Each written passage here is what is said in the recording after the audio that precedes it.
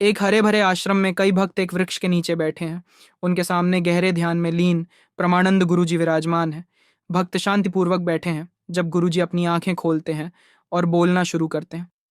प्रमानंद गुरुजी, समय एक ऐसा रत्न है जिसे खो देने के बाद वापस पाना असंभव है। आज मैं तुम्हें एक ऐसी कथा सुनाऊंगा जो समय के महत्व को दर्शाती है। ध्यान से सुनो। बहुत समय पहले एक छोटे से गांव में विजय नाम का एक युवक रहता था। विजय अपनी आलस्य और महत्वाकांक्षा की कमी के लिए जाना जाता था। उसे समय बर्बाद करने और महत्वपूर्ण कार्यों को टालने की आदत थी। उसके परिवार और मित्रों ने कई बार उसे समझाने की कोशिश की, लेकिन वह कभी नहीं समझा। एक दिन गांव में एक प्रसिद्ध महात्मा सदानंद बाबा आए। वह अपनी बुद्धिमत्ता और लोगों की समस्याओं का समाधान करने की क्षमता के लिए जाने जाते थे। जल्द ही यह खबर पूरे गांव में फैल गई और विजय ने भी उनके बारे में सुना। जिज्ञासा से भरकर उसने सदानंद बाबा से मिलने का निश्चय किया। विजय ने उन्हें एक विशाल पीपल के पेड़ के नीचे बैठे देखा और उनके पास पहुंचा। श्रद्धा से प्रणाम कर उसने पूछा, गुरुदेव, मुझे बताया गया है कि आपके पास महान ज्ञान है। कृपया मुझे यह बताइए कि मैं अपने जीवन का सही उपयोग कैसे कर सकता हूँ। सदानंद बाबा मुस्कुराए और सिर हिलाया। वह विजय की समस्या को भली भांति समझ चुके थे। उन्होंने अपने झोले से एक रेत घड़ी आवर ग्लास निकाली और विजय को देते हुए बोले, यह रेत घड़ी समय का प्रतीक है। इसमें गिरने वाला हर एक कण तुम्हारे जीवन का एक अनमोल क्षण दर्शाता है।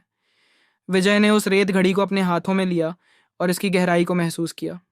सदानंद बाबा ने आगे कहा, अब कल्पना करो कि इसमें गिरने वाला हर कण एक व्यर्थ अवसर है। हर बार जब तुम आलस्य करते हो या समय बर्बाद करते हो तो एक अनमोल पल हमेशा के लिए चला जाता है। विजय को अपनी गलतियों का एहसास हुआ और उसने ध्यान से सुना। समय एक अनमोल उपहार है मेरे बच्चे। ये किसी के लिए नहीं रुकता। जो क्षण चला गया वह कभी लौट कर नहीं आएगा। यदि तुम इसे व्यर्थ गंवाते रहोगे तो एक दिन पछतावे के सिवा कुछ नहीं बचेगा। विजय ने चिंतित होकर पूछा, लेकिन मैं बदलाव कैसे लाऊं? मैं समय का मूल्य कैसे समझूं और इसका सही उपयोग कैसे करूं? सदानंद बाबा ने प्रेम पूर्वक मुस्कुराते हुए कहा, यह छोटे छोटे कदमों से शुरू होता है। अपने लक्ष्यों को निर्धारित करो और अपने कार्यों को प्राथमिकता दो। उन्हें छोटे छोटे हिस्सों में बांटकर एक एक करके पूरा करो। अपने समय का सही प्रबंधन सीखो। याद रखो, सफलता उन्हीं को मिलती है जो समय का मूल्य समझते हैं। विजय ने उस वृद्ध व्यक्ति की सलाह को दिल से अपना लिया और अपने जीवन को बदलने का संकल्प लिया। उसने अपने दैनिक कार्यों को व्यवस्थित किया, अलग अलग कार्यों के लिए निश्चित समय निर्धारित किया। उसने अपने ध्यान भटकाने वाली चीज़ों को हटा दिया और केवल अपने लक्ष्य पर ध्यान केंद्रित किया।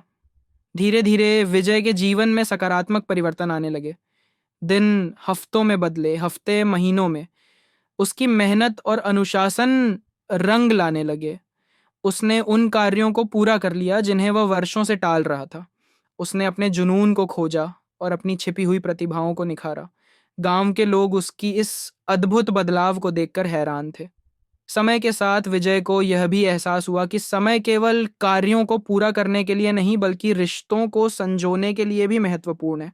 उसने अपने परिवार और मित्रों के साथ अधिक समय बिताया और उनके साथ हर पल का आनंद लिया। अब उसे समझ आ चुका था कि समय सीमित है और अपनों के साथ बिताया गया हर एक क्षण एक अनमोल खजाना है। साल बीतते गए और विजय वृद्ध हो गया। गांव वालों ने उसकी महान उपलब्धियों और समय के सदुपयोग के लिए उसे सम्मानित किया।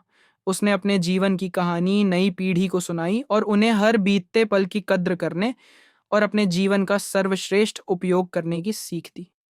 विजय की कहानी पूरे गांव में ही नहीं, दूर दूर तक फैल गई। इससे प्रेरित होकर अनगिनत लोगों ने अपने जीवन में समय का महत्व समझा और अपने आदतों में बदलाव लाया। लोगों को यह एहसास हुआ कि समय केवल एक साधारण संसाधन नहीं बल्कि एक अनमोल उपहार है जिसे सहेज कर रखना चाहिए।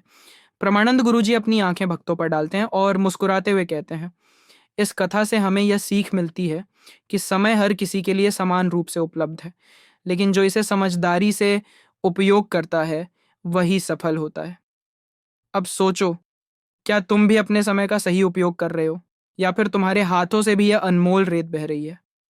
गुरुजी के वचनों को सुनकर सभी भक्त गहरे विचार में डूब जाते हैं।